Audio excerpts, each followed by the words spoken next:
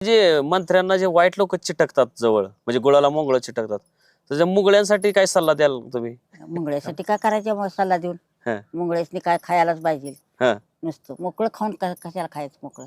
बरं. काहीतरी आपण कर्तबगारी करावी, मगच जावावं. हा असं नाही का? अच्छा बर मोकळी खाणारच नाही काय. बर.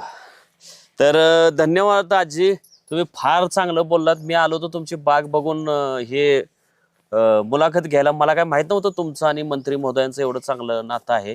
तुम्ही मंत्री महोदयां तुमच्या घरी यायचे, त्याविषयी माहिती दिली तुम्ही. महत्वाचं म्हणजे हे जे चिक्कूची बाग तुम्ही स्वतः तुमच्या डोक्यावर हांड्यानं पाणी घेऊन तुम्ही बाग फुलवली. ती बागेतनं, चिक्कूच्या बागेतनं तुम्ही चांगली त्याला फळं लागतात आणि तुम्ही त्यातून 4 पैसे मिळवतात. हो या वर्षी तुम्ही म्हणताय पाणी नाही, त्याच्यामुळं जरा फळं कमी. फळं लागलेत. हो, फळं त्याच्यामुळे नाही. जरा तुम्ही जयाभावावरून थोडस नाराज आहे. नाही नाही, नाराज होऊन काय करायचं? ते काय पाऊस पडणार आहे का? अच्छा नाराज होऊन बर, तुम्ही काय नाराज वगैरे नाही? इथनं पुढं पाणी त्यांनी आणावं असं आमचं एवढंच म्हणणं आहे. हा अच्छा, मागचं गेलं ते झालं जाऊ दे. झालं तर त्याचं काय ते निसर्गाच्या पुढं काय करणार काय आहे आपण? करणार आहे, पण आता तरी आणा. आता तरी आणावं. घरातला माणूस आहे हा, तुमचा, घरातला जेवा माणूस. भावाचा माणूस हो, आहे. मग तर जया भाऊ आता तरी चांगलं करतील आणावं. जेवढं.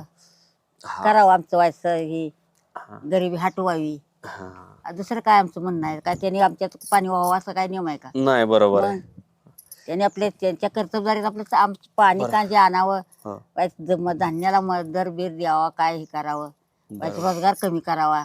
बरोबर.